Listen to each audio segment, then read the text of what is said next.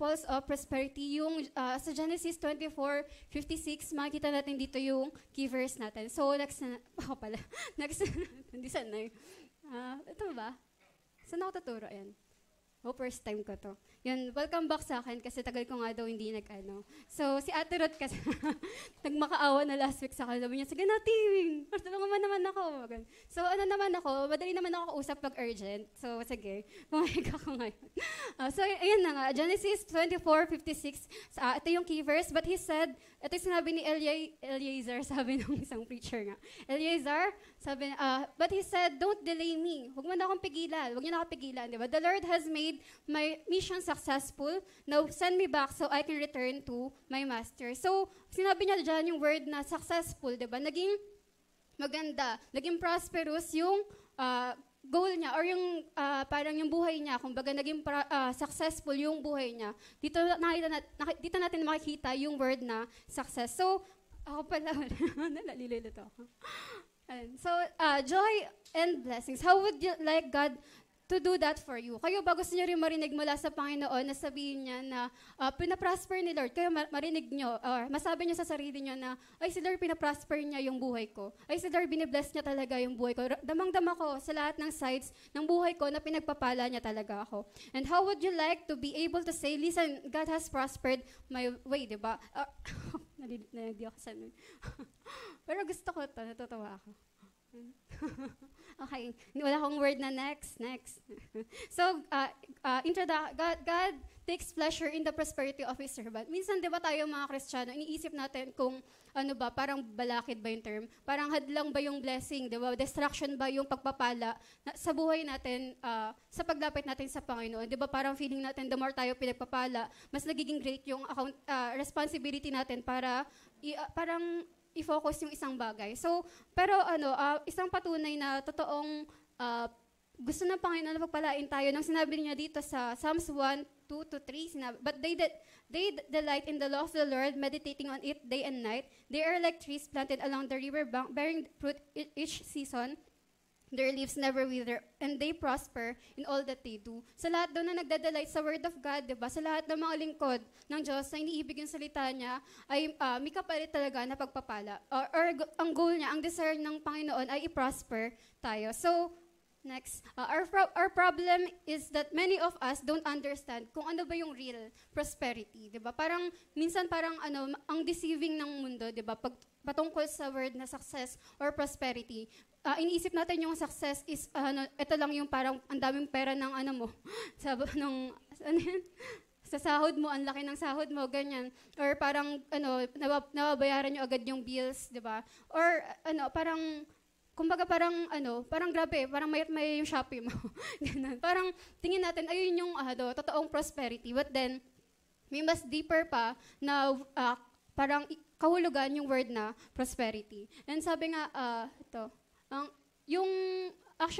sabi, in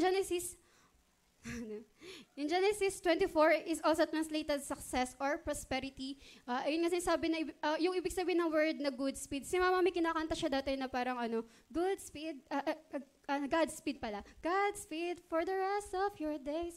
And seems to mystery. Naging makamundo na pala. Parang, yun, tas, yun parang, may ganun siyang kanta na, about sa Godspeed, na pinagpapayin niya na kami din mga anak niya, maging talaga, pagpalain ng Panginoon yung ways or mga ginagawa namin. So, success or prosperity, ibig sabihin niyan ay another word for good speed. Next. Next. Yan. So, it means that God's hand is upon you, that He is with you, and He's helping you to do the things He wants you to do. Ayun ibig sabihin ng good speed. Parang yung kamay ng Diyos nga nasa atin, at yung gusto niya mangyari yung kalooban niya sa buhay natin. Ayun nga sinabi ko, di ba, parang akala ng mundo, yung success is, maging mayaman ka lang, di ba? Maging millionaire ka, ganyan. Oo, maganda yun, tama yun. Pero yung prosperous din kasi is, may ibang area din, di ba? Maraming mga successful na, maraming may yaman na wasted yung buhay, 'di ba? Maraming mayayaman na kahit ang dami nilang income, 'di ba? Ba't nagpakamatay pa rin sila, 'di ba? Bakit nag-end up na naging ganito yung buhay nila? Kasi hindi pa rin ayun yung exact na true meaning ng success. So aralin natin yung true meaning ng success. Okay. So next Yun. Abraham is the father of the Jewish nation. He has a son of a promise whose name is Isaac. Nakita natin, di ba, sa storya na yon, na si Abraham, meron siyang anak, na ito nga yung anak na to ay son of promise. And next, alam naman natin imposible siya mga magkaanak, di ba, at the old age, pero binigay pa rin ni Lord sa kanya. Isaac is a type, a figure and an illustration of the Lord Jesus Christ. Bakit, di ba, nung willing siyang maging sacrifice nung time na titest ni Lord si Abraham. So next, nakita natin dito yung, ano ba? Next, yung both Isaac and Jesus were sons of promise, sons of miracle birth, and sons of sacrifice. Nakita natin yung, marami silang parang pagkakapareha. Syempre, kung mga aral na tayo sa Word of God, alam na natin yan. So marami silang, pagkakapareha. Diba? Next, the desire of Abraham was to get a bride for his son, Isaac. Yung father niya, ang desire is magkaroon siya ng, itong anak niya, hindi naman siya ganyang kayang, pero yung desire ni Abraham is magkaroon ng mga pangasawa, kasi tumatanda na sila, di ba? So gusto niya na may mapagpapasahan na ng niya, kumbaga inheritance niya. And ayun yung desire niya, magkaroon ng maayos na mga pangasawa itong anak niya, katulad ng naging asawa niya. So next, yun nga yung picture, diba? The desire of our Heavenly Father is a bride for His Son, Jesus. So, ganun din si Heavenly Father, diba? Gusto niya magkaroon si Jesus ng bride, diba? Habang nandito pa tayo sa mundo. So, next, ko na nga lang. Ayoko, masuko na. Meron pa pala akong tablet dito. So, next, the church is the bride of Christ. Ano lang yung flow ko. So, the church is the bride of Christ. Nakita natin dito na yung church nga ay, ito yung titawag na bride of Christ. Mamaya pakita natin yung overview para madali. Next, Abraham chooses his most trusted servant, Eliezer, and sent him to find a bride for Isaac. So, si Abraham, meron siyang servant, di ba? Ang pangalan ay sabi ng preacher, Eliezer. So, doon ako maniniwala. Kasi iba yung word, bigkas sa Eleazar, E-A yun, Eleazar. Pag Eliezer. Explain ko lang. So, ayun nga, pinili niya itong si Eliezer ay isang trusted servant. Kumbaga, so ito yung pinakamalapit sa kanya at dito siya nag-ask na pumunta ka doon, 'di ba? At yung nabinasa natin kanina, pumunta ka doon at hinahanap mo yung anak ko ng mga pangasawa, 'di ba? So next, pakita natin dito. Ang sinasabi ko dito, si Abraham, pinipicture niya si God the Father. Si Isaac, pinipicture niya yung God the Son. And next, si Eliezer ay pinipicture ni God. Next, balik-balik, God the Holy Spirit, diba? So, nakita natin yung tatlong dyan. Yung kay Abraham, kumbaga para sa time natin ngayon, yung Diyos natin ay desire na magkaroon tayo na yung anak niya, si Jesus, di ba? Desire ni Heavenly Father na magkaroon ng mga pangasawa, magiging bride, yung anak niya. And ayun, yung si Holy Spirit ay nire-represent natin, di ba? So tayo yung tumutulong, tayo yung mga ligtas, di ba? Tayo yung tumutulong na makahanap pa na magiging bride si Christ. Okay, gets nyo? Nakuha niya ba yung picture? So kung nagets niyo na, next na tayo. So next, Eliezer purpose and motivation were to seek a bride for Isaac. So next, the day the Holy Spirit, di ba? Even today, si Holy Spirit is at work, di ba? Kaya may evangelism, di ba? Para dumami pa yung mag-follow kay Christ. Marami pa magiging Christian, marami pa magsusurrender ng buhay kay Lord. So next, nakita natin dito, sa pag dinapos niyo yung verse na yon, yung Genesis 24, nag-prosper si Eliezer, di ba? Sa ginawa niya, or sinabi nga dito, God gave him good speed. Binigyan siya ng prosperity or success sa bagay na yun. So ano yun? Next, ano na yung 5? Ano nga ba yung 5 na ways para maging prosperous tayo katulad ni Eliezer sa mission niya sa buhay? So una, first, establish your cause, examine your condition, encourage your confidence, enforce your character, and list your comrades. So first muna tayo. Okay, first is, establish your cause. Ito daw, next, you must have something that motivates you, something that drives you. Dapat magkaroon nga daw tayo, ang init dito, magkaroon nga tayo ng motivation. Kumbaga, dapat may desire tayo, bakit tayo nabubuhay? May reason tayo para mabuhay, di ba? So next, every person needs a cause, a God-given goal and purpose for their life. So siguro, hindi ko alam paano to. Yan. Okay na. So, tag doon, for example, nisip ko sa paano ko ito mapapasok. Kasi parang kung usapang sa goal sa buhay, parang nakita ko, parang hindi ko man gusto o gustuhin ko, nakita ko yung si Lord at work siya sa bagay na to. Kasi parang parang dahil nga bunso ako ng Maglaya, gusto ko mag-alaga. Parang gusto ko ng someone na mas younger sa akin. Gusto ko nang tatawagin akong ate. Sad to say, yung mga alaga ko, hindi ate tawag.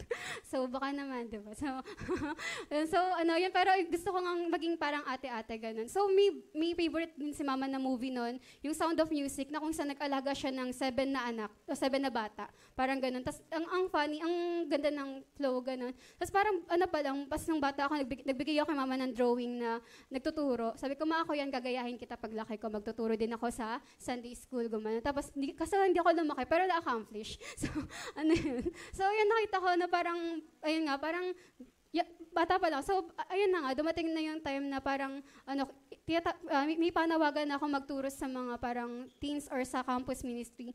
Nagka-dream ako na may isda, yung sa bridge nga. Nasa bridge ako, tapos may river, tapos may dala akong dalawang bread, tapos dumaan yung isda. Ay, parang balyena, parang ganun. Basta laking fish, big fish siya. Tapos, kinain niya yung tinapay na hawak ko, tapos bumalik siya dun sa, sa river. Tapos sabi ko, parang ano ibig sabihin nun? After nun, na-open yung campus ministry sa akin. Doon nag-start na, nag-share na ako ng word of God, nag-evangelize ako. Then parang sabi ko, Lord, ang galing na, parang biblical yon, yung bread of life, tapos yung isda, di ba, fishers of men. Sabi ko, parang galing, ito talaga yung calling mo sa akin. Tapos siya kanina nagkwento, ang timing na kasi inisip ko paano ko nga i-share yun. Ang timing siya sabi niya, Tita Tin, na-dream kita kaninang morning, sabi niya, sa dream ko, nasa school tayo nila Ate Angge, parang ganun to. Basta sa bundok siya, tapos umakyat tayo, tapos bilang school na ni Ate Angge, tapos mayroong dalawang fish, malaking fish daw, tapos parang di ko lang kung anong, basta parang may water daw kasi. Tapos lumabas daw yung dalawang fish. Tapos nakaupo daw ako sa side, hinihimas ko daw yung fish. Tapos sabi niya, Tita Tin, ano yun? Hinaplas mo, sabi niya, Tita Tin, natakot nga ako eh. Tapos sabi ko, pero sabi mo, wag ka matakot, fish lang yan. Ganun. Tapos bumalik na daw yung So parang nire-represent siya na campus ministry ulit, di ba? Na may panawagan talaga ako sa pag-evangelize sa kabataan. So nakita ko parang ever since, di ba? Parang nag-aalaga ko ng pamangkin, nag-aalaga ko ng parang, kumbaga parang everything is parang connected sa calling ko sa Panginoon or yung goal ni Lord sa buhay ko. So parang nakita natin dito yung God-given desire or God-given goals. So dapat ma-discover nyo kung paano yung flow ng buhay nyo. Ano kaya yung calling ni Lord sa buhay nyo. So next. Abraham instructs his servant, probably Eliezer, to find a wife for Isaac from Abraham's native land of Mesopotamia. So sinabi niya na pumunta ka nga doon, hanapan mo yung anak ko na mapapangasawa. So next, Eliezer had a cause and a mandate. Meron si Eliezer na reason para mabuhay. Kumbaga binigyan siya kung sa time natin ngayon, binigyan siya ng Diyos ng command para gawin yung isang bagay, di ba? Binigyan siya ni Lord ng reason para mabuhay. At yun? Dapat malaman niyo yun. Sa mga dreams minsan, nakakita yun, di ba? Mga parang even sa Bible, ano yung pinaka nag-impact sa'yo, ano yung pinaka gusto mong gawin. Nakikita natin yung mga goals dun. So next, do you have a cause? Kayo ba meron kayong reason para mabuhay, di ba? May reason kayo para magpatuloy pa? Or are you just drawing your breath and drawing your salary, di ba? Titignan nyo lang yung salary nyo bawat sahod, fighting to live and living to fight. Nabubuhay lang kayo para lumaban, di ba? At lumalaban lang kayo para mabuhay. Parang ganun na lang ba yung reason nyo para mag-exist dito sa mundong to? Or you don't have a cause through life? Di ba maraming nakita ko, parang may-witness ko to, parang ang daming pagod na sa trabaho, di ba? Pero ayun nga yung parang niisip niya, ito na lang ba yung existence ko? Ito na lang ba yung reason para sumahod ng 20,000? Taas na di ba? 16,000, di ba? A month. Tapos, ayun na yun. Parang mapupunta sa bills. Parang cycle lang yung isip natin. So, parang ganyan na yung itsura niya siguro. Parang napapagod na kayo sa senaryo ng buhay niyo. So, you're just enduring life. Parang pinipilit mo na lang matapos yung buhay mo dito sa mundong to. So, next, have a cause in your life, di ba? Kailangan magkaroon tayo ng goals sa ating mga buhay. Next, so merong mga beware of vague goals. Yung uncertain, yung mga nagkakaroon tayo kasi, pwede kayo magkaroon ng goals, pero baka hindi naman ganun ka importante. So, ibabalance natin sa oras na to. Beware of vague goals or uncertain, indefinite, or unclear thinking or communicating in unfocused or imprecise way. Parang ito yung mga, parang hindi sure, yung goals mo, parang hindi certain, hindi ka 100% galing sa Panginoon yung goals na sinasabi niya sa'yo. So next, most people do not know what God has called them to do. So parang ito na lang, hindi ko na paano papasok. Pero parang kung may times na naging idol ka sa Christian life mo, ayun yung times na hindi mo kasi alam kung ano yung panawagan ni Lord sa buhay mo. So parang dahil nga sa share ko din to na nung may vision nga ako na nag-share ako ng mga about sa kabataan, ganun. Na, ayun nga, may minister ako ng big time na mga tao, di ba, madami, kumbaga massive. So dahil nga may ganun akong vision, na nung parang high school ako, tapos magka-college ako noon, naisipan kong gumawa ng, ayusin yung one-to-one para ipangturo na maayos. Eventually, naging PowerPoint siya, naging PDF, di ba, na nagagamit na natin ng bawat isa dito. So parang noong una, ang reason ko lang is makapag-share na maayos, then next, naging parang na siya, parang naging pang marami na. Pero ang sinasabi ko dito, alam ko galing sa Panginoon yung ganong desire. 'Di ba? Na kaya pala kasi parang nagbe-benefit pa din ako, parang gano'n na kahit ginagamit ng iba, nagbe-benefit ako na oo nga no, naging may ambag ako sa pag-share ng word of God. Kumbaga parang nakita ko na parang yung paggawa ng pangturo, pag-ipon ng mga pangturo, pagkakalat ng pangturo, parang ayun yung panawagan ni Lord sa buhay ko. Ayun yung bagay na parang kahit di mo ko bayaran, gagawin ko. Parang gano'n ayun yung pinapoint ko, dapat magets or makuha natin yung ganong desire na kahit hindi ka bayaran sa isang bagay, pagpapatuloy mo pa rin, gawin yun. So, yun? Ano kaya yung mga bagay na tingin mo panawagan ni Lord sa buhay mo? Next, most people could not write down, di ba? What they intend to do. Hindi nila alam kung ano yung intention nila sa buhay, ano yung gusto nilang gawin, ano yung feeling nila pinapagawa sa kanila ng Panginoon. Questionable sila sa mga gusto ipagawa ng Panginoon sa kanila. So next, rather than being a definite specific, they are a wandering generality. Parang instead na masabi nila yung pinaka-exact na pinapagawa sa kanila ng Panginoon, para silang katulad lang din ng iba, na parang, sige, go with the flow. Ito siguro yung pinapagawa sa akin, sama ako dito, sige, dito to yata. So parang, kasi mag-start ka sa church, tapos hindi mo alam yung gusto mo, tapos palipat-lipat ka, walang matutuwa sa'yo, di ba? Walang magiging sa'yo, parang walang papanig sa'yo, walang magiging loyal sa'yo, kasi maguguluhan sila. Pag iba-iba yung circle na sinasama mo, or iba-iba yung trip na ministry na gusto mong pasukin. Hindi pwedeng lahat. Ako honestly, sabi ko nga, parang may mga sabi na, Tin, pasukin mo to, kaya mo naman kumanta, kaya mo naman gumanto. Pero hindi, ano ba yung gusto ko? Parang gusto ko tanungin din ako, ano yung gusto pinapagawa talaga ng Panginoon. Kasi doon ako nagde-delight, doon ako hindi umiiyak, doon ako hindi na-stress. Pag pinapagawa ni Lord yung gusto kong gawin. Pag ginagawa ko yung gusto kong gawin talaga para sa Panginoon. Pero para siya kay Lord. Okay. That's the next.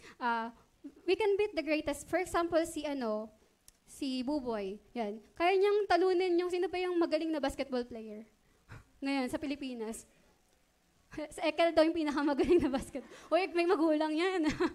So, sino ba yung basketball player na, ngayon? Sino? Ekel talaga. O sige, kunyari sa Ekel. Kunyari sa Ekel yung pinakamagaling na basketball player sa buong mundo, di ba? Tapos, si Buboy, kaya niyang talunin si Ekel kung tatakpan niya yung mata, di ba? Pipiringan niya, tapos papaikutin niya ng 15 times, di ba? Kasi dagot siya sa magulang. So, diba? So parang kaya niyang talunin yung pinakamagaling, di ba, na basketball player kung sakali na takpan niya yung mata, di ba? Takpan niya yung mata nito, di ba? At paikutin niya, saka niya ipashoot, di ba? So hindi mananalo yung pinakamagaling kung pipiringan mo at hihiluhin mo. So ganun, same thing nga din daw sa the best basketball player is if he's blindfolded and he can see the goal, he's not going to make it. Kahit na sino pong magaling, kahit gaano ka kagaling, kung hindi mo alam, kung hindi mo nakikita yung goal mo, kung blinded ka sa goal mo, hindi mo yan mararating. Maraming tumanda, di ba, na parang at the end of their lives, parang wala silang masabi. Na wala silang mapagmalaki na feeling nila satisfied sila or fulfilled sila. So parang ako, for example, sa paggawa nga ng panturo, hindi ko sinasabi na parang, hopefully, di ba, parang mag-rapture na lang. Pero parang sa part ko, sa next generation, ito yung gusto kong magamit nila. Di ba, parang di ba, parang mag-rapture, joke lang, mag-rapture, may gagamit pa ba nun? Pero parang, yung, kumbaga, mag-reach man ako ng old age, di ba? At least marami akong nakalap na pangturo na pwedeng gamitin na mas madali ng mga tao. So parang next, inunahan ako. How will we succeed if we cannot see the goal?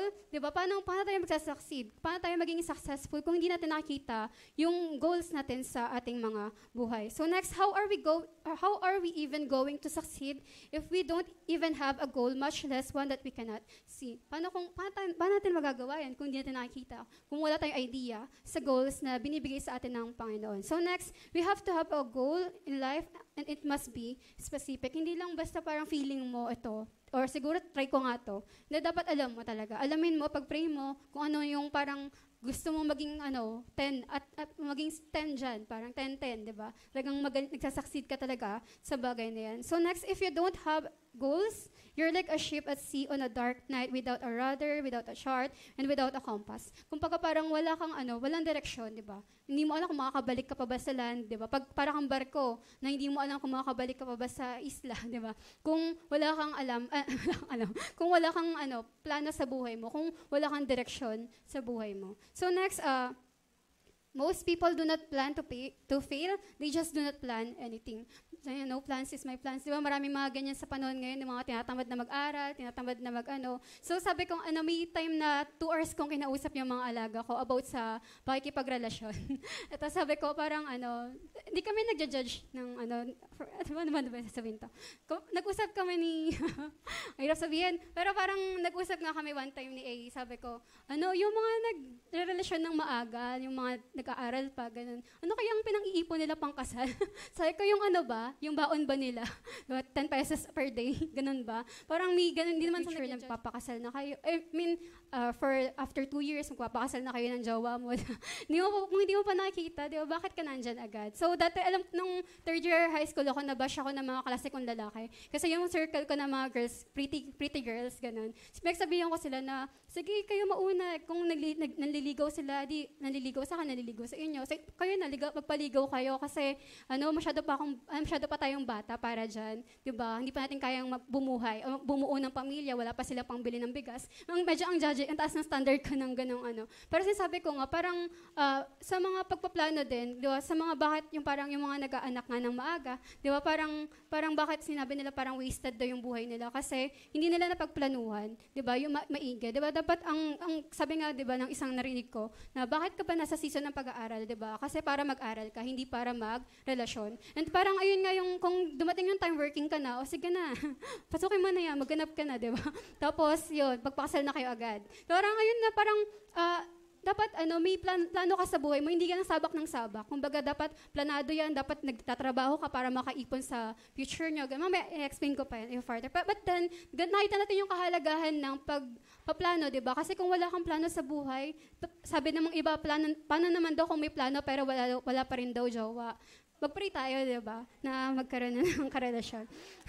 Sayang yung mayayaman dito, sumasahod ng 50,000. Paparinig. So, okay na? Grabe, parang dali-dali magpakasal, jowa na lang. So, okay, next. Pero basta pag-pray na natin yun.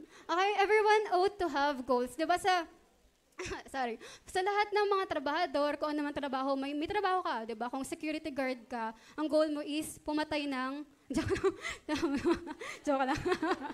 Ipis. Lumilipad dun sa loob ng store. Di parang kumbaga lagi kang may goal, may plano ka, kaya mo ginagawa yung isang bagay na yan, di ba? Hindi pwedeng nasa isang trabaho ka tapos wala namang rason. Next is your goal specific enough that you could write it down? Sakaling magbigay ako dito ng papel, tapos bigyan ko kayo sa isa, ilagay niyo yung goals niyo sa buhay, di ba? Life goals, di ba? May malalagay ba kayo talaga na specific, di ba? May masulat ba kayo? Possible ba yung goal nyo makipag-away dito sa church, di ba? Makipag-ratratan, di ba? Ano ba yung goal nyo sa buhay? Or ang goal nyo ba is, ma-build yung kingdom ng Diyos? Or magkaroon tayo ng commotion dito sa loob ng simbahan? So, meron ba kayong masasulat na something na parang may kinalaman sa kaharian ng Diyos or something na magmamatter throughout eternity? So next, beware of unworthy goals. Una, vague goals, yung mga uncertain na goals. Yung next is unworthy goals, yung mga hindi naman importante. Sabi, not deserving effort, attention or respect, hindi, or not acceptable, especially from someone with a good reputation or social position. Kung ikaw ay nasa posisyon, tapos, kumbaga, napaka-busy mong tao, tayong mga Kristiyano, napaka-busy talaga kung tutuusin. Kung titignan lang natin talaga, yung buhay natin, napaka-busy talaga natin. So, tayo yung may mga nasa ranggo, kumbaga, tinitingala ng mga makamundo. And kung ikaw ba, diba, ay titingala ng ibang tao, ano yung goals mo sa buhay? Yung goals mo ba is napakababaw? Yung goals mo ba is parang ito yung standard mo pero ito yung level mo? Parang ganun ba? So hindi naman kailangan paglaanan ng oras, like basta hindi naman kailangan paglaanan ng oras. Ayun ba yung pinag-uubusan mo ng oras? So next, many people have the wrong idea of success. Sabi nga ng iba, ang success daw ay yung ipatawag ka ng presidente, di ba? Pero hindi. Sa mata ng tao, ayun yung success. Pero alam naman natin, lilipas lang yung presidente na yan, di ba?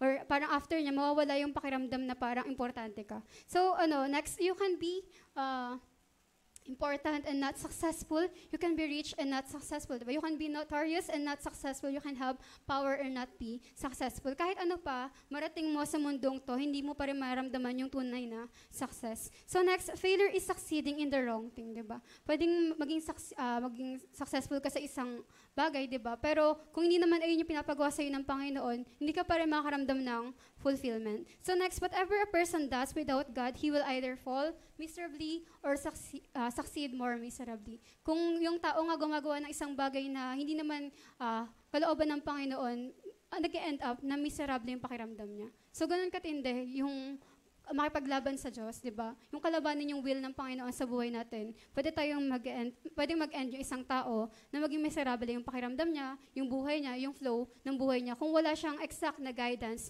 mula sa Panginoon. So next, is your cause God-given? Yung pinapagawa pa sa'yo ng Panginoon, yung ginagawa mo ba ngayon at this moment, at this very moment, yung ginagawa mo ba is that God-given, di ba?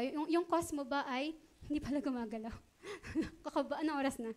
God-given. Sige, tuloy lang natin. Does your cause motivate you enough to fulfillment? Yung cause mo ba na yan, parang, yung parang sobrang na-excite ka gawin. Di ba? Let's say, sa outreach, di ba? Pag ginagawa mo ba yung pag-outreach, parang na-excite ka mag-Saturday, di ba? Or pag ginagawa mo yung pagtuturo sa Sunday school, na-excite kang gumising na maaga para gawin yan, di ba? Or mag-mission, di ba? Parang lahat tayo, iba't iba yung panawagan sa atin ng Panginoon. Di ba? Kaya nakakabilib pag na-excite ka sa gantong bagay. Wow, ayan na yung oras. Yan, so, na-pressure ako. So, sana hindi lang inayos. Joke. Ay, sana hindi lang inayos. Parang, ganun lang yun, di ba? Sa gulat tayo, 2:13. So does your cause motivate you enough to fulfill? Parang, pag ginagawa ba isang bagay, parang damang-dama mo, ang saya mo pagtapos ng araw na yon. So, ayun yung gawin mo, di ba? Ayun yung calling mo, di ba? Kasi ako nga parang sabi nga nilang, effort mo naman sa ganito, effort mo naman. Like for example, sabi ko nga favorite kong ministry yung Sunday School. Ang dami ko nang binitawang ministry, nandun pa rin ako. Parang sabi ko, sige, alisin nyo lahat, basta wag lang to. Parang ganun yung dating. Dahil nga favorite ko to, kasi bukod sa nakakapag-share ka sa iba, di ba, ng about sa buhay ng character na to, yan, encouragement lang sa mga hindi ma-attend. Joke lang. Parang for example, kung bukod sa nakakapag-share ka na sa tao, ikaw din nababago, di ba?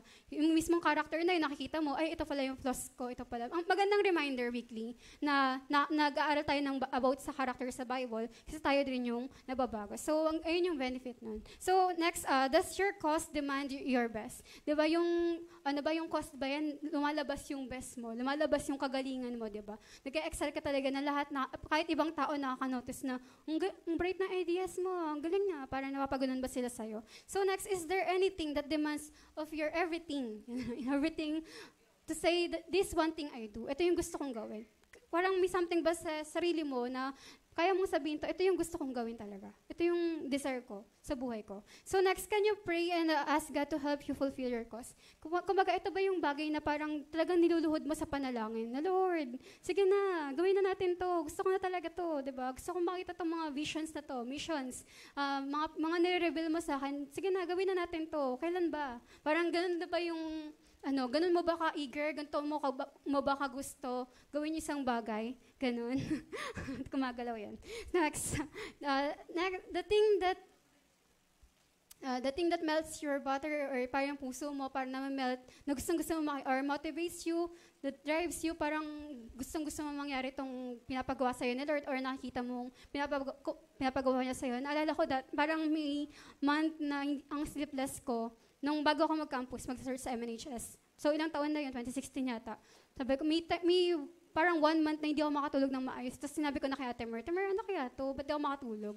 Tapos sabi niya, baka may pinapagawa si Lord sa'yo, tapos dinedelay mo pa, kaya nagkakaganyan ka. Tapos sabi ko, sige siguro, try ko nga tong campus. Gumawa. So nag-campus ako, bilang naging maayos yung tulog ko kasi napapagod na ako. so yun, alamin natin yan. So nakakapagod, di ba, pag ginawa natin yung kalooban ng Panginoon. So, but then may fulfillment. Almighty God, ito ba yung parang yung pinapagawa ba sa'yo ni Lord, parang talagang niluluhod mo nga, na Lord, tulungan mo na akong magawa itong calling mo sa akin. So next, many people are more interested in what is in it for them than wanting to do the will of God. Maraming tao parang gusto nila magbe-benefit muna sila bago sila magbigay. Like for example, sa church na to, sino ba mag-aakala na parang magkakaroon ng desire lagyan ng kulay itong mga pader. Kung gagawing aesthetic tong church, di ba? Parang, so, thankful, nagsabi ko katulad, sige, mag-speak na ako kasi aesthetic na siya. Na-joke lang. Sabi ko nga, parang, minsan nagbibigay tayo sa church kung magbe-benefit tayo. Di ba, ilang beses na gano'n na, kung hindi ako magbibigay kasi inaaway ako ng mga tao dyan, nakaka-offend si ganito, si ganyan. Ayoko nga, papakita kong kawalan ako. Di ba, minsan gano'n tayo. Parang minsan magbibigay tayo pag may makukuha tayo. Pero hindi natin naiisip na ginagawa natin to lahat for the glory of God. Kasi kung titingnan natin isa't isa, matagal na rin akong wala. Siguro. Kung ayun lang yung basehan natin, bakit tayo naglilingkod, bakit tayo pupunta sa simbahan, hindi natin kakayanin, di ba? Kung titingnan natin isa't isa, di ba? Parang hindi natin kakayanin. Laging merong offense, di ba? Napakaliit lang. Diba? Four corners of this church, imposible hindi tayo magkasakitan. Pero ano yung mahalaga? Nagpapatawaran tayo, di ba? So, yung ganun nga na parang nagiging selfish ka, ibigay yung kaya mo naman ibigay, gawin yung kaya mo naman gawin. Ito yung nagiging reason, di ba? Gusto mo kasi mag-benefit ka muna, gusto mo i-appreciate ka muna bago mo gawin yung isang bagay, di ba? So, madalas, ilang beses na parang may gagawin ako, pero wala naman ako na-receive na encouragement or appreciation. Pero at the end of the day, di ba, kay Lord mo naman kasi matatanggap yung bagay na yun. So, may desire sa tao, di ba, madidismaya ka lang. Kay Lord mo hintayin, di ba? Sa araw na, ma-encounter natin siya face-to-face. So next, beware of unbalanced goals, di ba? So not keeping or showing or even balance. Ibig sabihin, hindi balance yung mga ginagawa sa buhay. Next, ito yung for example, we need to have goals for every aspect of life, not just one area. Hindi tayo pwede magkaroon lang ng goals sa isang bagay. Like, mamaya pakita ko yung yung 3 goals na yun sa buhay. Dapat lahat yun. Mabigyan natin ng focus. Next, not just physically, not just financially, not just domestically, not just spiritually, but your entire life needs to be a life of balance. Dapat matutunan mong maging balanse. Next, sabi, don't concentrate too much on, parang ito nga, may estudyante nga doon na parang parang sa MNHS din, or kahit sa school, di ba? Minsan may mga ganon. Parang, ang dami naman niya, parang, parang 98 naman siya dito sa card. Kumbaga, parang 97 yung, for example, sa math or English, ganun. Pero the rest, parang 78, 82, mga ganun, ang bababa na. Pero sa isang bagay, doon lang siya magaling.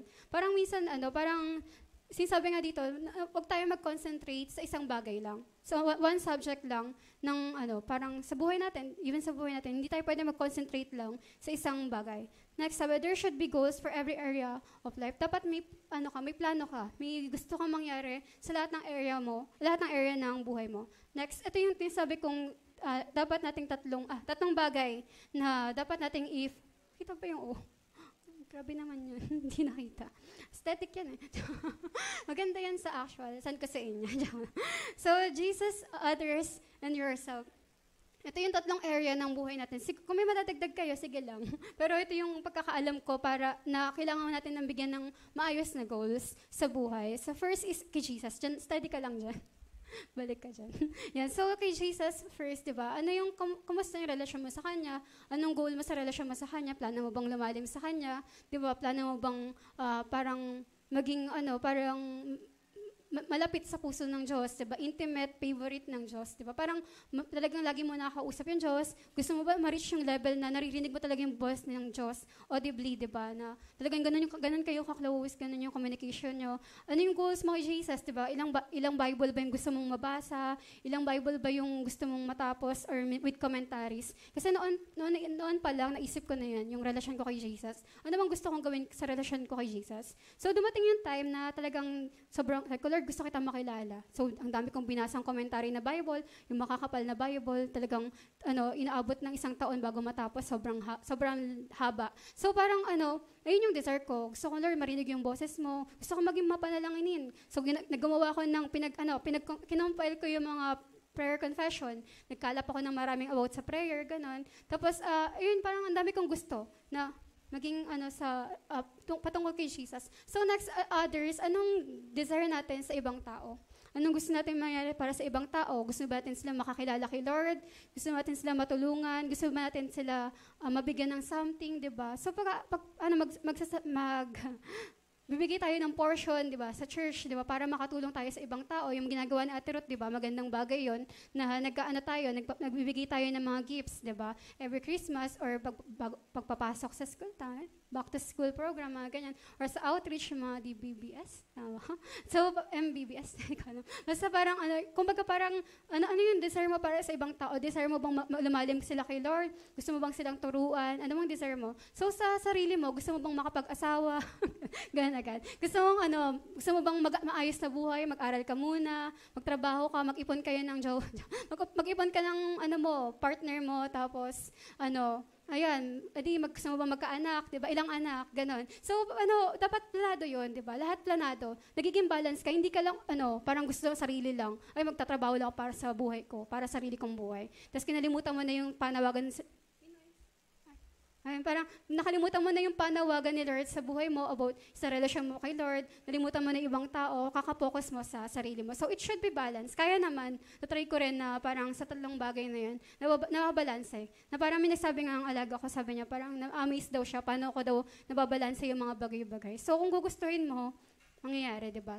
Kailangan lang matinding time management. So next, ito yung kailangan ko lang bigyan ng emphasis kasi parang may mga alam naman natin na may mga kaganapan sa loob ng simbahan. But then, alam naman natin na hindi yun magwawagi, di ba? Alam naman natin na this church ay established ng Panginoon kaya hindi to matitibag. Okay? So, ito yung goals. Ito, bilang church, bilang tayo, syempre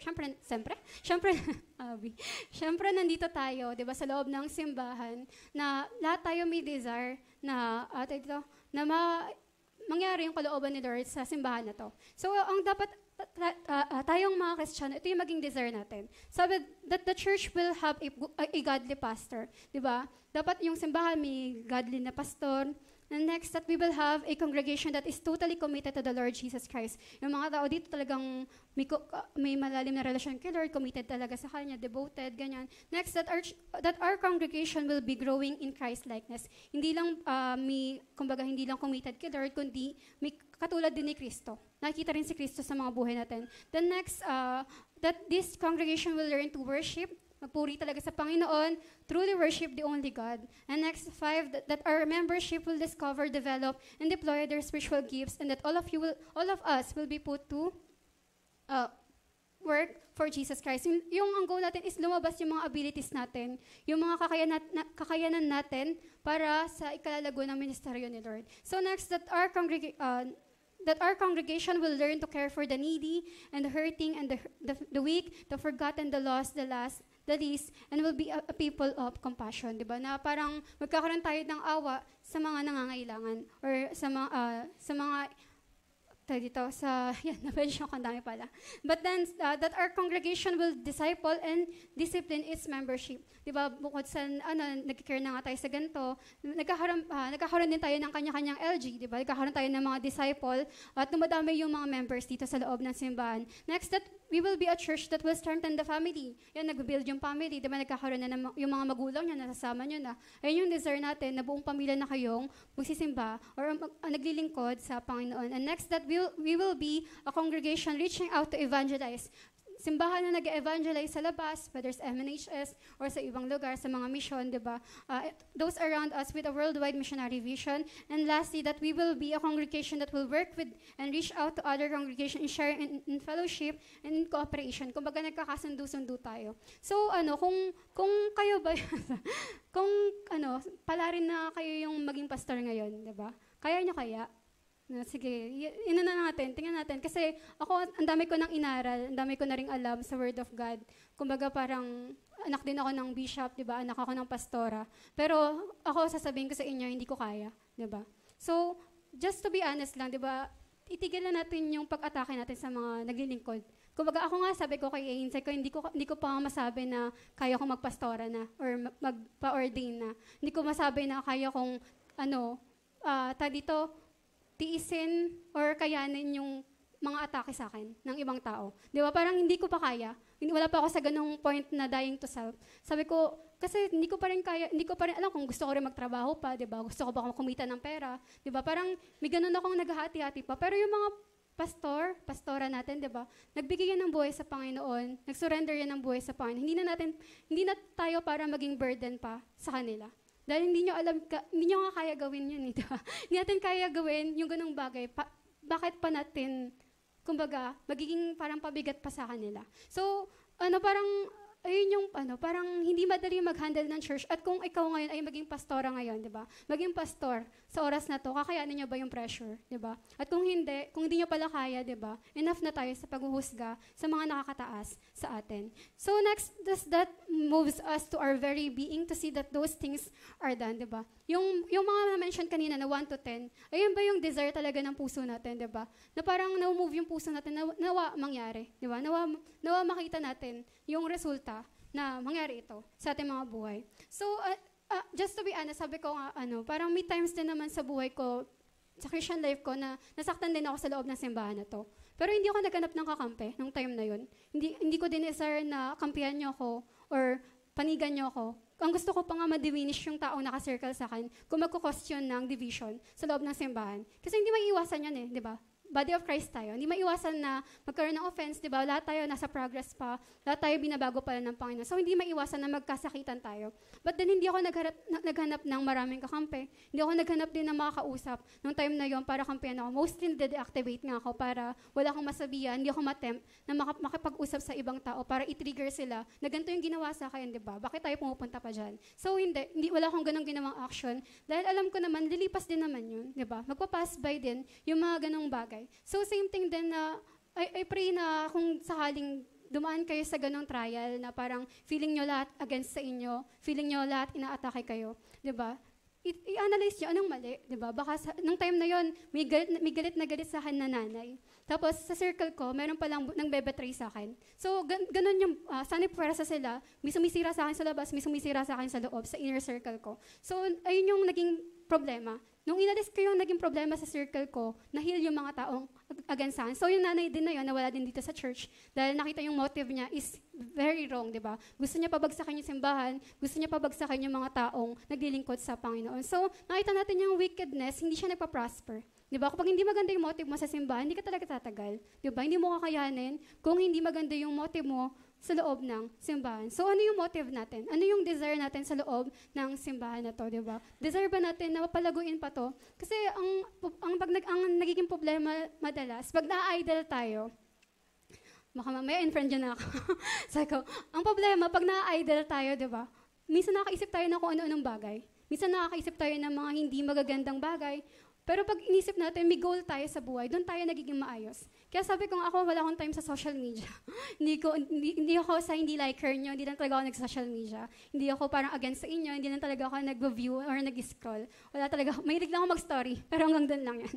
Parang hindi ko rin titignan kung sino nag-like sa akin. Pero ayun nga, parang, kumbaga hindi, ano sinasabi ko? Sabi ko, pero ayun nga, parang wag na nating parang, silipin yung bawat isa. So, magkaroon tayo ng desire na mapaayos yung loob, yung church natin, di ba? Na mapaayos yung simbahan na to. So, if if you get to where you are going, where will you be? Next, sabi ko nga, ito yung maging tanong natin. Kung makarating ka sa kung saan ka tawagin na, ngayon, kung tingin mo, ano yung magiging future mo? So, next one na. Everybody is headed somewhere. Lahat tayo ay may patutunguhan. So, ang tanong, saan tayo kaya tutungo? Diba? Hindi lang to about sa heaven or hell, diba?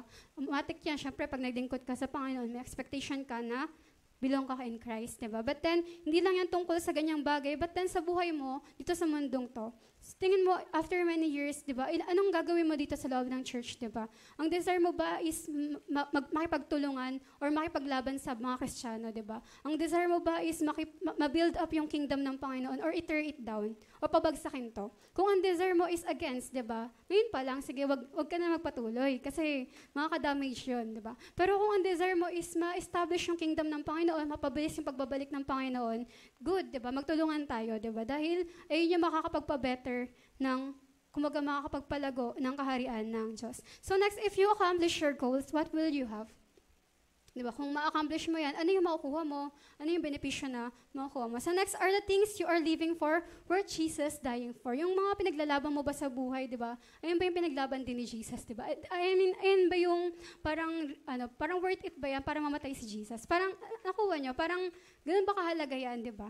Nakasim ng kahalagahan na ginawa ni Jesus. Na kaya si Jesus namatay, diba, sa krus ng Kalbaryo para maligtas tayo. And yung pinaglalaban din ba natin sa buhay, diba? Na to the point na kahit maano ka pa, mapahamak ka pa, diba? Pero pag pinaglaban mo yan, ay dadamay yung maglilingkod sa Panginoon, dadamay yung magkakaroon ng desire para maglingkod sa Panginoon. Ano kaya, diba? Tanongin natin yung sarili natin. So next, examine your pagod na ako. Examine your condition. So, sana bati-bati pa rin tayo pagtapos nito. Joke lang. But the problem, even if Eliezer cannot find a willing bride there, he is not to take Isaac there to live. Kumbaga parang, ang problema nga ni Eliezer ay kung hindi nga sumama sa kanya yung babae, diba? O ano ba? Parang sabihin, hindi pa rin doon, ang problema, kung hindi niya pwede dalhin si Isaac doon para makahanap ng wife, di ba? Hindi, paano yun, di ba? Paano siya, parang hirap, di ba, na iba hanap ng bride mo, iba hanap ng mga pangasawa mo. So, hindi madali. So, sinasabi dito ni Abraham, in other words, sabi dito, if Rebekah won't come back with me, will I take Isaac to Rebekah? Or Abraham said unto him, beware that thou bring not my son thither. Again, no, you can't take Isaac back to where I came from. You've got to bring Rebekah here. Kumbaga parang yung sinasabi sa kanya, kung hindi mo pwede dalhin, pero dapat madala mo yung babae. So, ganun. So, next, parang sinabi ni Eliezer, look, this is a problem. Problema to, di ba? Paano mangyayari? Paano sasama sa akin, di ba? Yung babae na hindi niya alam itsura mapapangasawa niya, di ba? Tapos tingin mo sasama sa akin yun? Di ba? Parang, paano yun? Paano naging posible yun? So next, Eliezer knew what his cause was and he had to examine where he was at that time. So nakita niya, nandito siya, parang kailangan niya maganap ng bride, di ba? Kailangan niya. So parang tayo din, kailangan natin mag-minister, mag-evangelize. Ano kaya mga way na pwede natin magawa? So nung time na yun, nandun ako sa moment na may desire akong mag-evangelize, mag-share ng word of God. Sabi ko, paano kaya? Sabi ko, ang timid, parang medyo, hindi ako ganun ka-epal. Sabi ko, hindi ako ganun kabida-bida. Sabi ko, paano yun? Introvert ako. Sabi ko, paano ako mag-share? Sabi ko, Lord, sige, parang kung ano muna yung kaya ko, gumawa kang panturo. Kasi hindi ko akalain na yung panturo na yun, kakalat pala. So, parang at that moment, nag-isip ako ng paraan, paano ma-share si Lord sa ibang tao. So kayo, at this moment, ano kaya yung naisip nyong, parang idea, para makapag-evangelize pa? Makapag-share pa sa ibang tao. So next, and if you can't get to where you need to be until you understand where you are. So hindi kayo makakarating sa gusto niyong puntahan kung hindi niyo alam kung ano yung reason bakit kayo nandito at this moment. So next, Eliezer examined the conditions of his cause. Na-examine niya, ano yung conditions, ano yung problems, ganyan nalaman niya, ano kaya magiging problema, di ba? Parang sa sarili niya ba, ganyan, sa ano ba, may hadlang ba, ganyan. So we have to see where we are at this moment and not just where we want to be. That makita natin yan. Next, we cannot get to where we want until we first understand where we are. Next, we need to diagnose our problem. Kailangan malaman natin din yung pagiging problema. Eliezer had to find the right girl and convince her and her parents na sumama sa kanya. So, in our lives, in our lives, it's not just enough to establish our cause. We have to ask ourselves, what is standing between me and the cause? Kailangan malaman natin, ano kaya yung maging possible na hinder? Diba? Like, for example, parang feeling mo hindi ka magaling magsalita, hinder ba yun? Eh, di mag-practice tayo, diba?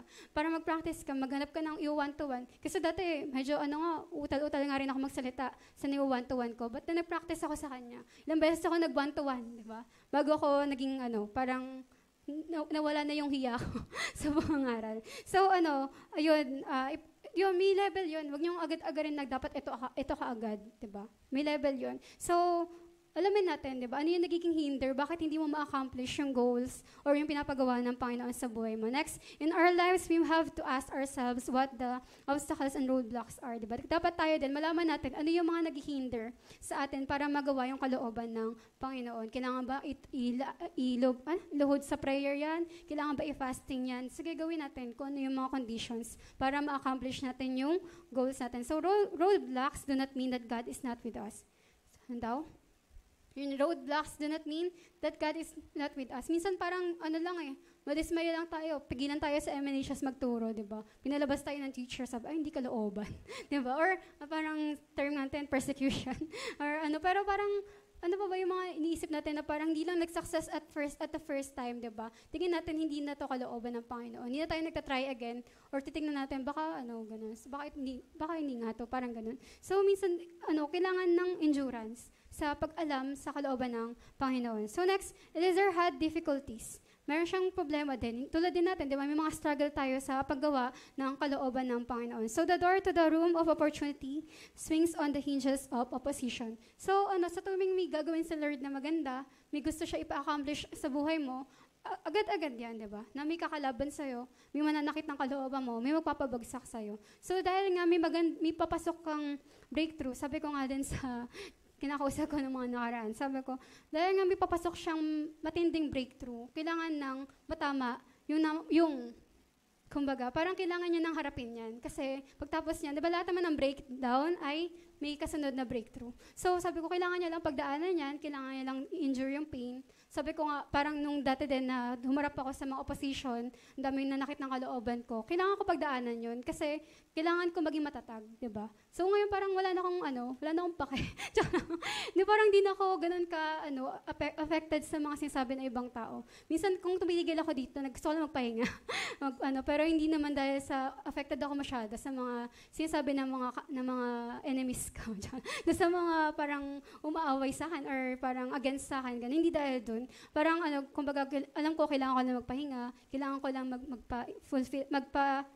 refill sa Panginoon ng energy para mangaral ulit. So, the door to the room of next, nabasa ko na. Problems are just opportunities in reverse, diba? So, yung may mga opportunity pa rin. May kalakip na pagpapala sa lahat ng mga pinagtatagumpayan natin sa ating mga buhay. If there were no problems at your place of business, then you would not have a job. Di ba kahit naman sa mga workplace, di ba? Hindi ka magkakatrabaho kung walang problema dyan, di ba? Kaya ka nilagay dyan para isolve mo yung problema. So sabi nga, there's an open door set before us, and there are many adversaries. Laging may open doors, laging may blessing na paparating sa atin, pero kailangan, at tanggapin natin na may mga kakalaban sa atin, di ba? May mga taong hindi matutuwa, may mga taong maiinggit, may mga taong hindi dinedesire na ma-reach mo yung panawagan mo sa buhay, or panawagan ni Lord sa buhay mo. So, you say, sabi mo siguro, parang, my job has problems, may problema yung trabaho ko.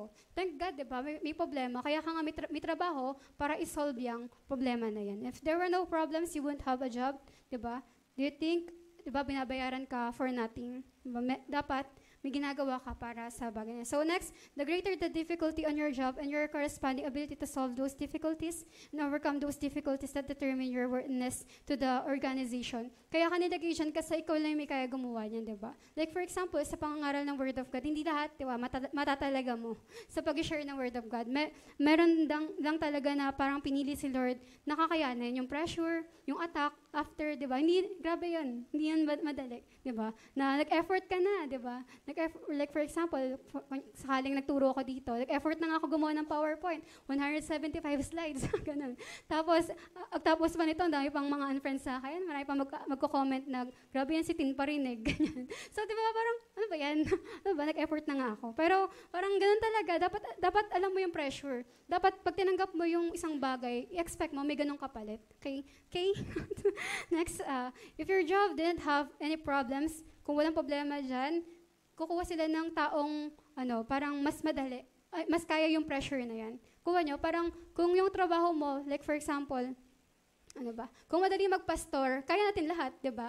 Siguro lahat tayo pastora at pastor dito kasi madali naman pala, di ba? Pero kaya binibigay ng Diyos sa isang tao yung posisyon na yon dahil siya lang yung may kaya, siya lang yung may abilidad, siya lang yung, kumbaga, may knowledge na kakayanin niya yung pressure under attack, di ba? So, if your ability to meet, it is your ability to meet and solve problems that constitute your job. Kaya ka pinili dyan, kaya ka nilagay dyan, kasi alam ni Lord na kakayanin mo yung pressure, di ba? So, quit gripping about your problems, see where you are, look at yourself, and design a plan to meet those problems. Yung nga sabi ko, wala na yan, normal na yan, di ba? Normal na ina-atake ka kasi ganun talaga di ba? Pag naglilingkod ka, hindi mawawala na lahat 100% for you. So, laging may against. Kaya, okay lang yun. At least ginagawa mo yung kalooban ng Panginoon. Kasi, pag may nagmayabang sa atin dito, di ba? Kaya kang palitan ng Panginoon. Kasi, ito ay simbahan ng Panginoon. Kaya niya magpasok ng panibagong tao na handa maging sumunod, di ba, sa kalooban ng Panginoon. Kaya mahirap magmayabang sa Diyos, di ba? Mahirap kalabanin ang pader, di ba? Suntukin mo yung pader, di ba? Sino masaktan? Ikaw, di ba? Sino mapapahamak? Ikaw. So, ganun din ang pakipaglaban sa Diyos para mong kinalaban yung pader, di ba? Ikaw lang at ikaw yung mapapahamak at masasaktan. So, Eliezer saw his problems and then he got a plan. Nakita niya yung problema niya at nag-isip siya ng plano. Next, nakita natin dito yung mga preparation niya. Siguro basahin niya lang, masyado mahaba.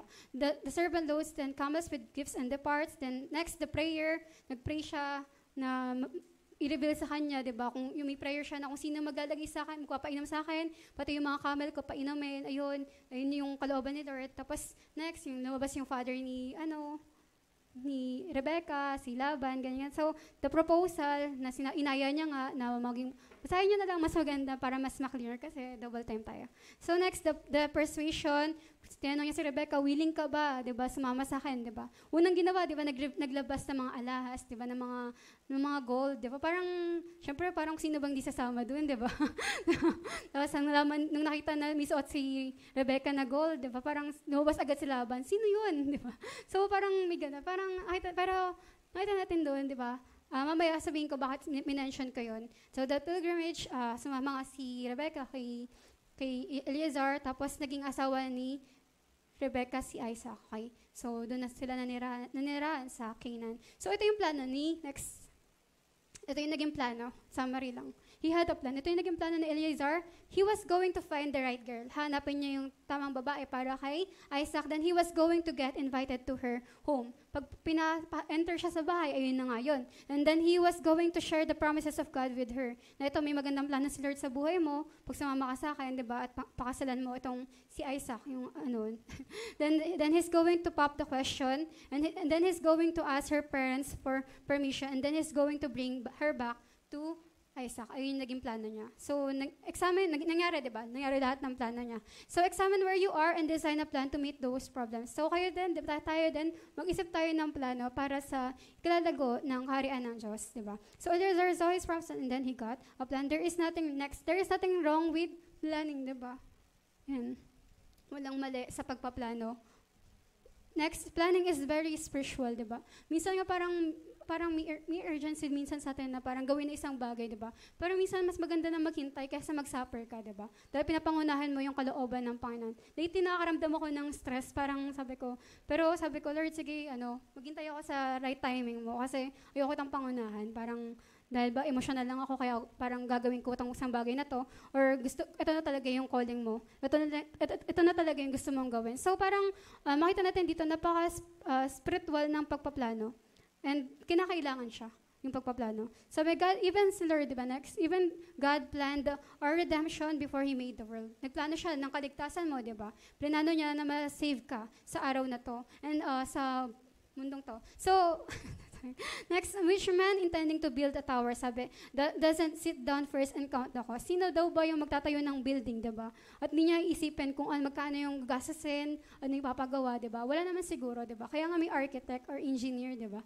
Para pag-isipan maigi kung ano yung mga bagay-bagay, diba? So, yun nga, parang lahat ng bagay ay pinag-iisipan, diba? Lahat ng mga next. To fail to plan is to plan to fail.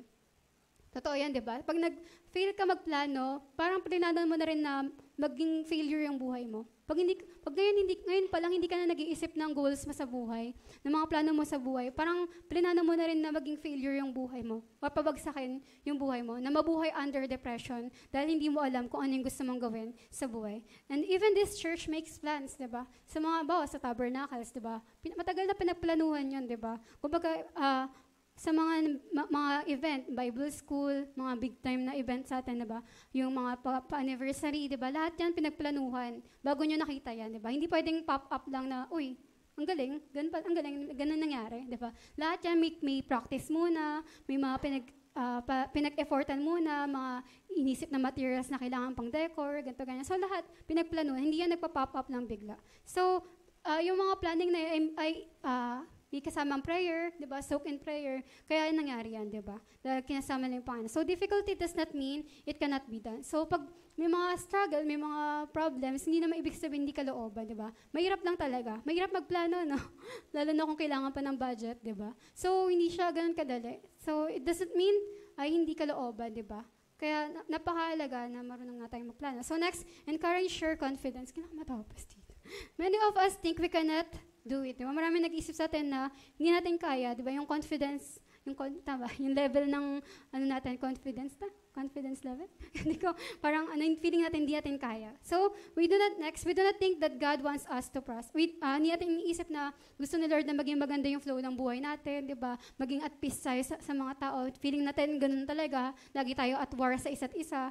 Hindi natin naiisip na parang, siguro parang will ni Lord na makapag-evangelize ako sa pamilya ko, sa mga ka-work ko, sa pamilya ko. Siguro hindi niya will na i-prosper ako sa gantong bagay. So, ayun nakakalungkot kasi it's all in the mind, di ba? Sa isip natin, tingin natin hindi kaya ng Panginoon or hindi rin natin kaya or hindi kalooban ng Panginoon na i-prosper ka. So, next, kaya nga tandaan natin to na may promise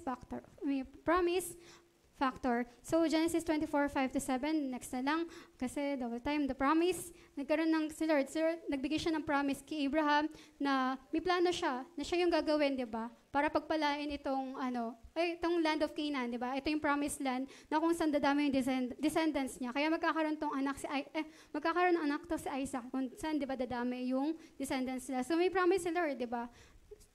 Sa bagay na yun. So, the servants promised to Abraham, sinabi ng servant niya, gagawin nga daw, yung in-instruct sa kanya. Next, sabi, get a promise from the Word of God. Tayo din, di ba? Maghanap tayo ng promise sa Bible, di ba? Na pwede natin panghawakan, di ba? Na hindi, sinabi ni Lord sa Bible, willing siya i-prosper ako, di ba? Handa siya i-prosper ako. Sabi ni Lord, gusto niyang pagalingin ako. Sabi ni Lord, gusto niya ako ma-heal sa mga gantong bagay. Sabi ni Lord, gusto niya ganto ganyan, di ba? Kung may alam ka sa Bible, madaling-madali, di ba?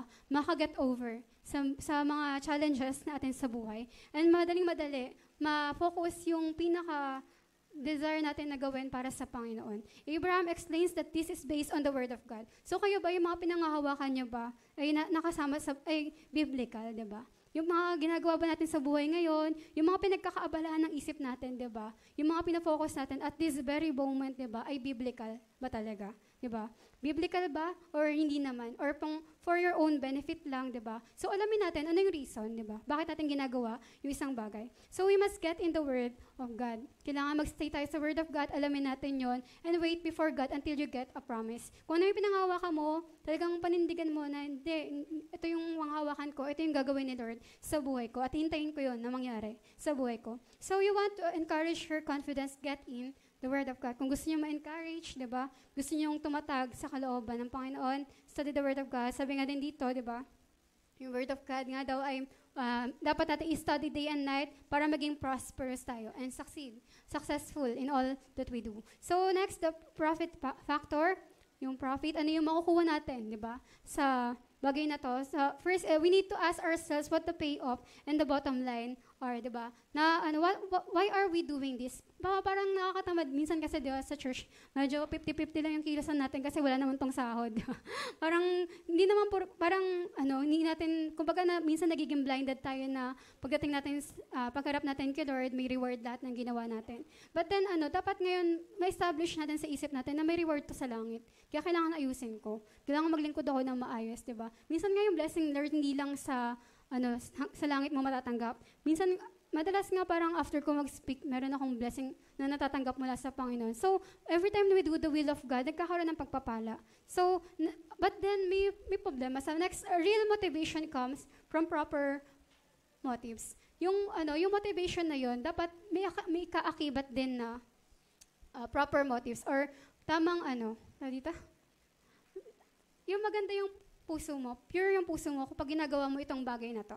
So next, ito yung pinaka-motive ni bukod sa may bibigay sa kanya si Abraham, 'di ba? Na pagpapala. Pag nabasa niyo doon may binigay si Abraham sa kanyang pagpapala, 'di ba? But then bukod doon, what were Eliezer's motive and reward?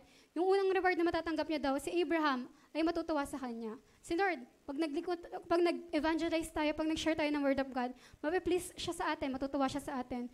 The next, there would be a bride for Isaac. Magkakaroon ng another bride pa para kay Jesus, di ba?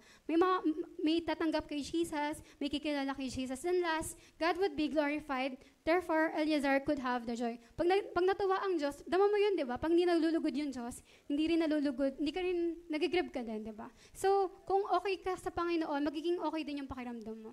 Okay? So, ayun yung nakita niyang reward na matutuwa si Abraham, tapos magkakaroon pa ng asawa si Isaac, tapos matutuwa ang Diyos sa kanya, di ba? At magkakaroon siya ng totoong kaligayahan. So, tayo din ba? Ayan yung na-aspire natin. Ayan ba yung motive natin? Bakit tayo naglilingkod? Or para magpabida lang, di ba? Para maging show, di ba? Parang, para mapansin ng tao, makita yung kagalingan na meron ka, yung abilities na meron ka.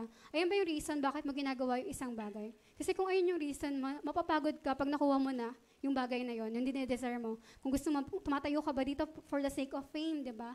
Diba? Kasi pag nag-base ka sa fame, mauumay ka dyan, di ba? Darating yung time, ayaw mo na yan, di ba? Ayaw mo na nang pinapansin ka, ayaw mo na masyadong ina-appreciate ka, ganyan. Pero, pag nag-focus ka sa word of God, nag-focus ka kay Lord, di ba? Na ang desire mo kaya ginagawa is to please Him, di ba? Doon ka mag-maintain. Doon ka magiging steady sa relasyon mo sa Panginoon. So next, we all serve for reward. Di ka naman nagtatrabaho, di ba? Sa company na pinagtatrabahuan mo ngayon kung wala kang sahod dyan. Ano yun, di ba? So, nakita natin yun, di ba? Na naglahat tayo naglilingkod for reward. At hindi rin mali na mag-aspire tayo ng reward. It is not wrong to serve for reward if our reward is to hear Jesus say, "Well done, good and faithful servant." So, ayun nga, Sabi ko, ayun. So, kung ang desire natin is marinig na si Lord, sinasabi sa atin na, "Well done," di ba?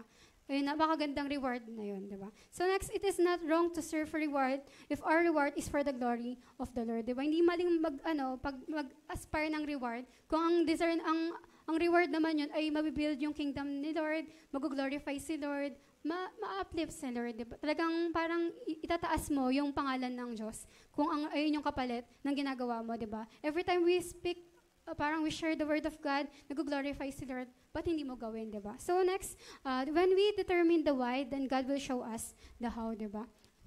Kaya na bahala umunawa. So next, is my life built around bringing a bride to Jesus, diba? Yung buhay ba natin ay build around na parang dinedesire lang natin. Wala tayong ibang goal, kundi magpanalo, mag-build, ma-establish, magkaroon ng unity sa body of Christ, magkaroon ng parang kaayusan sa loob ng simbahan. At kung wala, diba? Nakakalungkot. Kasi kailangan natin mag-repent sa bagay na yon. Is that why I am doing this? Is everything else contributing to this one thing? Next, medyo kinilabutan nga ako dito sa image na to, diba? Parang tayo ba magkakatime pa ba tayong magsilipan sa isa't isa, magsakitan, kung wala pa nga tayong sakatiting na ganyan eh. Wala pa tayo na ministran kahit isa ba, diba? Parang hindi pa natin na-reach yung nagawa ni Billy Graham, ni Bongki, diba? Parang, Lord, parang kung titingnan lang namin yung pinapagawa mo talaga sa amin, wala kaming oras sa mga gantong maliliit na bagay, diba? Sa mga issue na hindi naman kapansin-pansin, diba? Naisip ko yun, parang nung dumaan ako sa parang trial sa buhay ko, parang ayoko nga ng attention. Sabi ko, ayoko nang pansinin niyo ako na ganito yung pinagdadaanan ko o magpa-victim ako na ginaganto ko ng mga tao. Hindi, ang dami natin kailangan gawin, di ba? And part lang to ng Christian life. Dahil sabi ko nga, kung gusto niyong umalis dito, dahil ang dami niyong issue sa loob ng simbahan, mas matindi sa labas. Sa labas, pwede pa kayong patayin. Ganun katindi. Dahil wala yung, walang konsensya, di ba? Ang mga unbeliever. And experience ko, na-compare ko, mas malala pa rin sa unbeliever. Yung unbeliever, kaya kang murahin, di ba? Dito, re-review, in Jesus' name, ganun ka lang. Pero, kumbaga, parang wag nating isipin na parang, parang ayun lang yung, huwag tayo bumaba sa ganong level na magkaaway-awayan tayo dito. Kasi ito yung calling ni Lord. Magawa rin natin to, di ba? Makapag-evangelize tayo at marami tayong maministeran. So next, the prayer factor. When we pray over what we want to do, then we will be encouraged as we pray, di ba? Yung, kung pinagpa-pray nga natin yung mga gusto nating paggawa sa Panginoon, di ba? Gusto natin ma-accomplish, di ba? Mas makakaramdam tayo ng encouragement. The next, Eliezer is praying in Genesis 24:12, send me good speeds. Sabi niya, Lord, bigyan mo ako ng prosperity sa gagawin kong to. So lahat ng ginagawa natin, dapat pinagpa-pray din natin, di ba? Na, Lord, maging successful to. So next, we must have worthy goals that we can pray over. Dapat magkaroon din tayo ng goals na pwede natin mapag-pray, di ba? Na talagang, sabi ko kanina, when we pray, the Holy Spirit comes to encourage, motivate, and drive us, di ba? Nadadama niya yun. Madalas soaking or prayer meeting, nadadama ko yun na pag parang ma-attend. Pero parang every time na nagka-come ako sa worship, iba yung motivation, iba yung, tapos na ba yung 12 na yata? Grabe naman. Oo nga, 12 na. Hala, wait lang. Sabi ko, yun, pressure ako. Kuya, huwag mo na ibalik. Joke lang. Parang nadaman nyo ba yun na, kuya, na parang, pag nagpa-pray kayo, ang tindi ng desire nyo to minister, to evangelize, to do the will of God, na pagtapos nyo mag-pray, talagang gusto mo na ihag yung kaaway mo, di ba? Huwag ka na, ikakaiba sa presensya ng Panginoon. Then next, kaya nga pag nagbababa tayo, masabi natin na we can do all things through Christ who strengthens us. The next, we are doing it together with God. Ang boses? Wait lang, painam lang. Ayan, okay na yung boses. Yan. So, sabi, if we are doing it together, we are doing it together with God. If we are not praying about our cause, kung di natin pinagpa-pray ito, ibig sabihin hindi natin siniseryoso, or it shows that either we know that our cause is not God-given. Alam natin yung pinagpa-pray natin is not God-given. Alam ba, prayer mo, Lord, alisin mo na lahat ng masasama dito sa simbahan, di ba? Hindi ka sasagutin ng Panginoon, hindi God-given yun. Gusto pa ni Lord na baguhin pa yung mga tao, di ba? Or that we are not depending on God for the fulfillment of it. Parang hindi tayo nagtitiwala na kaya i-accomplish ni Lord ito sa buhay natin. Kuya, huwag mo na ibalik, ha? So you've got to have a desire when you pray. Dapat may desire ka. Talagang may pinapanalangin ka, di ba? Hindi ka lang basta nagpe-pray, kundi may pinapanalangin ka. Yan, basahin niyo yung Mark 1:24, di ba? Kung ano man hilingin mo, di ba, sa Panginoon, ay kaya niyang sagutin. Next, enforce your character. We will not drift into success. Hindi tayo agad-agad magugulat na, uy, tao dito? Ano yung term nila? Uy, jackpot. Uy, ano yun? Yung term ng Makamundo. Parang, swerte, nandito na ako, grabe. Di ba, parang successful na ako. Tapos, nanalo. So, as we read this story, di ba nakita natin gaano to si Eliezer, yung character niya. Sabi dito, di ba yung character niya, ang naging rason bakit siya naging successful. Tingnan natin yung mga character niya. First, Eliezer disciplined his life. Disiplinado siya. Kung ano yung pinapagawa sa kanya, ginawa niya agad, di ba? Next, Eliezer disciplined his decision. The servant, yung decision niya, talagang pinakinggan niya agad yung pinapagawa sa kanya. The servant watched her in silence. Nakita natin dito na pinanood niya lang talaga itong si Rebecca. At nakita niya ito talaga, yung sagot sa panalangin ko. Hello, tama ba? Next, Eliezer looked at Rebecca and wondered. Next na lang. Basta yun. Eliezer disciplined his appetite. Even yung food, di ba? Sabi nga, next dito, sabi nung nilaban, kumain ka muna. Sabi niya, hindi. Hindi ako kakain hanggat di ko nasasabi yung mensahe ko. Ilan sa atin dito yung gano'n na pag inaya kumain, di ba? Na kumakain. Siyempre, pag tayo, uy, sige na, gutom na talaga ako. Di parang gaganon tayo, di ba? Pero ilan dito yung pag bago kumain talaga, mag-share muna tayo ng Word of God. Pag nag-enter tayo, di ba, sa mga bahay-bahay, di ba? Or unahin natin talaga, ibigay muna si Jesus bago yung ibang bagay. So nakita natin dito, nagko-fasting muna si Eleazar bago niya ibinigay, bago siya kumain or gawin isang bagay. So in the midst of this, they're trying to get. Next, there are times when we have to set aside food, entertainment, or everything. Diba? May mga times na kailangan natin mag-sacrifice for the sake na magawa yung will ng Panginoon sa buhay natin. Next, there's no cheap way, easy way, lazy way. Walang ganong way sa mga pagsunod sa kalooban ng Panginoon. Laging may difficulty. Laging may opposition, may roadblocks, roadblocks. May obstacles sa pagsunod sa kalooban ng Panginoon. So next, Eleazar disciplined his time. Iba yung oras niya. Nagsabi dito, mag-stay muna kayo. Oh, sige, papasamahin namin si Rebecca, pero mag-stay muna kayo. Mag-stay muna kayo ng ilang araw. Sabi ni, parang, nung nalaman niya sasama si Rebecca, sinabi niya na, huwag niyo nang i-delay, di ba? Naging successful na yung mission ko, huwag niyo nang patagalin pa. Ibigay itong si Rebecca sa mga pangasawa niya. So, next, do not waste your time. Na parang tayo din, di ba? Huwag na tayo masyado pang maraming sinasabi, di ba? Kung ano yung pinapagawa ng Panginoon sa buhay natin, gawin na natin agad. Huwag na tayo parang makisawsaw sa kung ano-ano man na issue dito sa loob ng simbahan, gawin pa rin natin, di ba? Yung pinapagawa ng Panginoon sa buhay natin. So, huwag na tayo mag-waste ng time sa mga usapang hindi nakakalugod. Huwag na tayo mag-waste ng time sa mga bagay na parang wala namang kinalaman para sa eternity. So, God gives us enough time every day to do gracefully everything He wants us to do. Every day, binibigyan niya tayo ng enough time para magawa yung calling niya sa atin. So we dare not insult God by saying that we do not have enough time. Sinasabi niyo ba na busy kayo sa school, kaya wala kayong time? Di ba, busy kayo sa work, kaya wala kayong time to minister? Hindi, meron at meron, di ba? Kaya ka nga nakakapag-post, di ba? Kasi meron pa rin. Kaya ka nakaka-order sa Shopee. Kasi meron pa din, di ba? Meron at meron time. Di ba? Kaya wag niyong, insultingin ng Panginoon, di ba? So, don't waste, don't squander your time. Sabi nga ni, yung panda daw, pinakatamad ba to? Pinakatamad daw na hayop. Yung panda, kahit gano'n siya ka-cute, pero pala siya, tamad pala siya. So yung ayoko na sa kanya. Don't waste, don't squander your time. So next, we need to ask ourselves where it is that we need to grow personally. Alamin natin, ano yung area sa buhay natin na kailangan magkaroon ng growth. Diba? So, ito yung dapat masabi natin. Next. Ito dapat yung statement natin. If I want this church to continue to grow, I must continue to grow. Kung gusto mo mag-grow, diba yung simbahan na to, kailangan mag-focus ka. Paano ka mag-grow? Paano ka lalalim sa Word of God? Paano? Di ba? Isipin mo, paano ka magkakaroon ng malalim na relasyon sa Panginoon? Gusto mo ba yung alaga mo maging malalalim? Di ba? Dapat mauna ka. Mauna kang maging malalim sa Word of God. So next, part of the obstacles we may face may be something in our character. Some lack of discipline. Minsan ito yung nagiging reason talaga, di ba? Majority, di ba? Ito yung reason bakit hindi natin nagagawa yung will ni Lord sa buhay natin.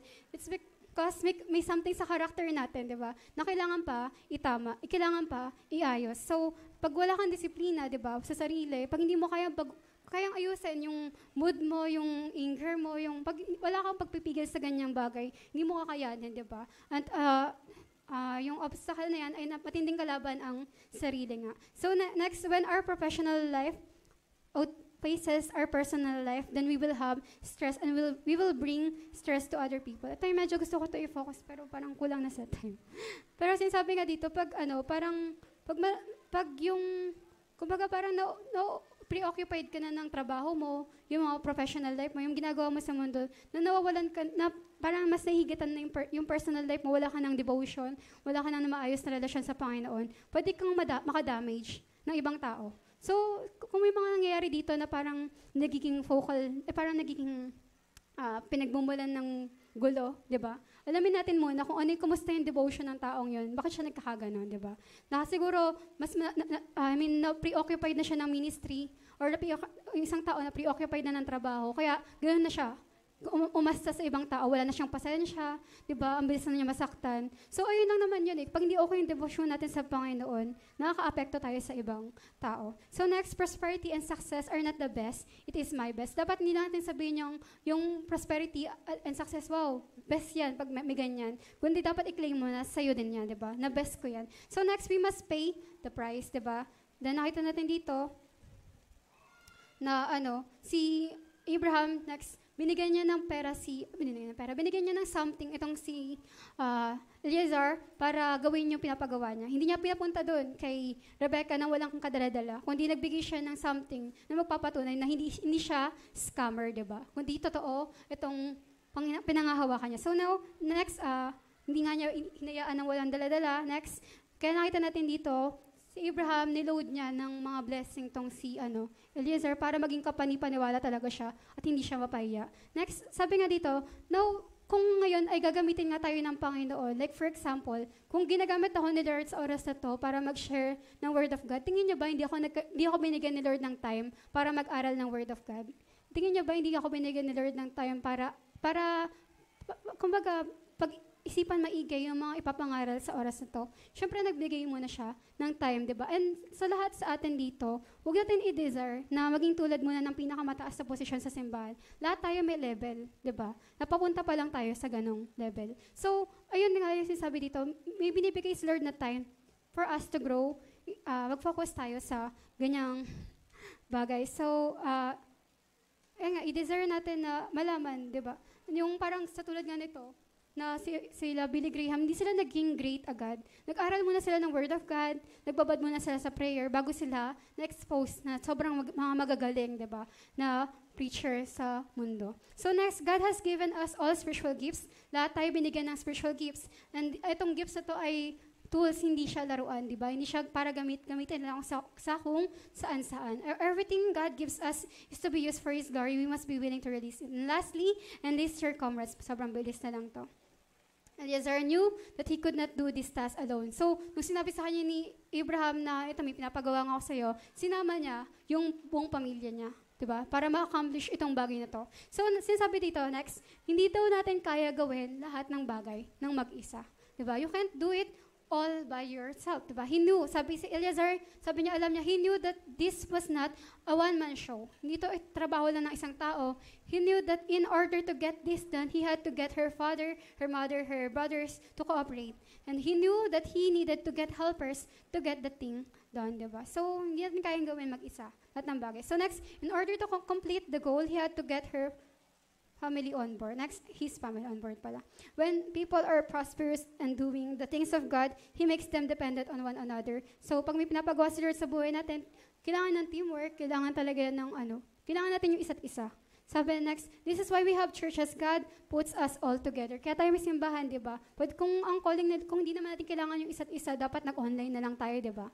Dapat wala nang, siguro nagbasa na lang tayo ng Bible. Pero may reason bakit tayo magkakasama sa loob ng simbahan. Then the eye, di ba, sabi nga yung mata, hindi siya pwede magmalaki, na hindi niya kailangan ng, hindi niya kailangan yung kamay. Di ba? Parang hindi tayo pwede magmalaki sa isa't isa na hindi natin kailangan yung bawat isa. So next, people who do not think that they need one another will not succeed. Yung mga taong tingin nila, kaya nila mag-isa, kakayanin nila mag-isa, ito yung mga taong bumabagsak, di ba? Ito yung taong mga nag-fail. Kaya kung, we should understand, di ba, kung bakit tayo may per-LG dito, para meron tayong mag-encourage, meron tayong makaka-encourage yan. That's yan. So, next, am I cooperative person? Di ba, ito yung maging tanong natin sa sarili natin, cooperative person ba ako? Have I learned to enlist others? Have I learned to depend on others? Have I learned to delegate? So next, think what can be done if we would all do it together. Sabi nga, yung isang patak ng ulan, di ba, ay walang magagawa, di ba? Pero sakaling bagyo yan, di ba? Sobrang lakas ng ulan, ang daming tubig na pinaproduce, kaya niya patigilin ang schools and jobs, di ba?